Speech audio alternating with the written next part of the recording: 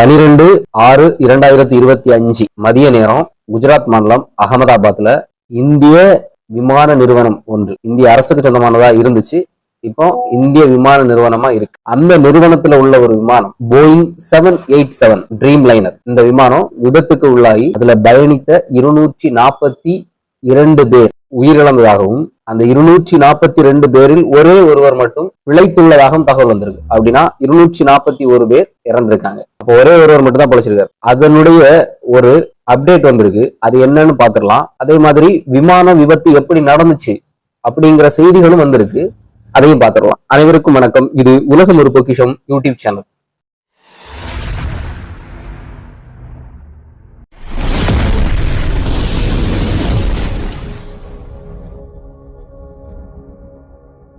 அகமதாபாத்ல இருந்து கிளம்பின இந்த விமானத்துல 230 பயணிகள், 10 கேபின் பணியாளர்கள், அப்புறம் 2 விமானிகள், மொத்தமா 242 பேர் இருந்திருக்காங்க. அகமதாபாத்ல இருந்து கிளம்பி இங்கிலாந்து தலைநகர் லண்டன்ல உள்ள கேடிக் விமான நிலையத்திற்கு போக வேண்டிய இந்த விமானம் இந்திய நேரப்படி விமானம் மதியம் 1:38 அளவுல ஓடுதளத்துல இருந்து கிளம்பி இருக்கு. அது சர்தார் வல்லபாய் படேல் விமான நிலையத்துல இருந்து கிளம்புன ஒரு 8 நிமிஷத்துல இந்த விமானம் கீழே விழுந்து ஆக்சிடென்ட் ஆகி அதை பயணிச்ச 241 பேரும் இறந்திருக்காங்க. ஒரே ஒருவர் மட்டும் பிழைச்சிருக்கு. பல காரணங்கள் இதுல சொல்லப்படுது.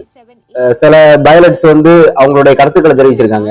லேண்டிங் கியரை உள்ள இழுத்துக்காமலேயே கொஞ்ச தூரம் 680 அடி, அதிகமான ஊடகங்கள்ல வர்ற செய்தி 680 அடிக்கு மேல லேண்டிங் கியர் எல்லாம் உள்ள இழுத்திருக்கணும், இறக்கைகள் பகுதி மூடப்பட்டிருக்கணும். இப்படி அந்த பைலட்ஸோடைய கணிப்புகள் சொல்றாங்க. நமக்கு அதை சரியா புரிஞ்சுக்க முடியல. இந்த மாதிரி நிகழ்வுகள் எதுவுமே நடக்கல. குறிப்பாக ஆபத்து காலம், அதாவது உயிரே போயிரும் அப்படிங்கிற பட்சத்துல மட்டும்தான் விமானிகள் ஒரு வார்த்தையை பயன்படுத்துவாங்களாம், மேடே கால் அப்படின்னு சொல்லி. அதை நம்ம போயிங் 787 ட்ரீம் லைனர் விமானத்துல அந்த விமானி பயன்படுத்திருக்காரு. ஆனா அவருக்கு என்ன உதவின்னு கேட்கறதுக்கு முன்னாடியே, கட்டுப்பாட்டு தளத்துல இருந்து என்ன உதவின்னு கேட்கறதுக்கு முன்னாடியே இந்த விமானம் வெடித்து சிதறி விட்டது. சரி, இப்போ அந்த கதை எல்லாமே முடிஞ்சிருச்சு. அதுல ஒரு குஜராத்தினுடைய முன்னாள் முதல்வர் அவரும் இருந்திருக்காரு. ரூபானின்னு சொல்ற ஒரு பேர், அவர் பேர் ரூபானி. அவர் இறந்திருக்காரு, அவரும் இறந்து விட்டார். எப்பவுமே சரி மக்களே, ஒரு கருத்து இந்த விமான விபத்துல என்னுடைய கருத்தா மக்கள் மத்தியில் நான் தெரிவிக்கணும்னு ஆசைப்படுறேன். ஆனா அதை கடைசியா தெரிவிக்கிறேன். இப்போ அந்த விமான விபத்துல இறந்தவங்களுக்கு டாடா குழுமம் ஒரு செய்தி அறிவிச்சிருக்காங்க. ஒரு ஆறுதல் செய்தியாக மட்டும்தான் இது இருக்கும். அந்த 241 பேருக்கும் தலா 1 கோடி ரூபாய் வச்சு எல்லாருக்கும் நிவாரணம் வழங்கப்படும். அதே மாதிரி காயமடைந்த பயணிகளுக்கும் டாடா குழுமம் முழு செலவை ஏற்றி அவங்க முழுமையா நிவாரணம் அடைகிற வரைக்கும் அவங்க கட்டுப்பாட்டுல வச்சு அது எல்லா செலவுகளையுமே டாடா குழுமம் ஏத்துக்கணும்னு அறிவிச்சிருக்கு.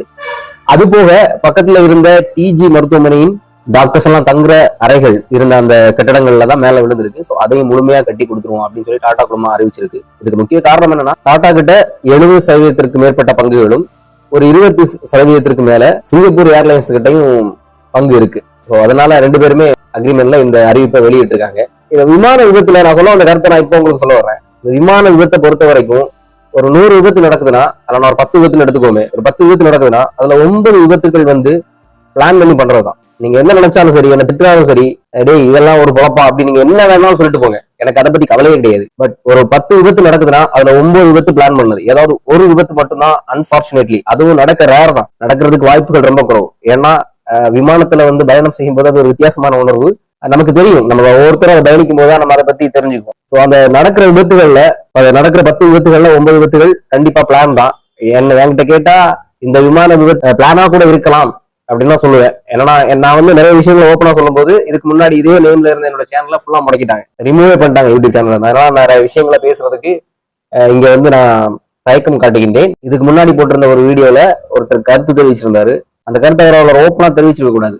கொஞ்சம் மறைக்கப்பட்ட விஷயங்கள் மறைக்கப்பட்டதாகவே இருக்கட்டும். இந்த விமான விபத்தை பற்றி உங்களுடைய கருத்து, அதுக்கப்புறமா இந்த விமான விபத்து என்ன பொறுத்தவரைக்கும் விபத்துன்னு நான் சொல்றதுக்கு இல்ல, என் கருத்தை கேட்டா விபத்தை இருக்க வாய்ப்பு இல்லை. உங்க கருத்துனோ அதை நீங்க தெரிவிங்க. அனைவருக்கும் நன்றி.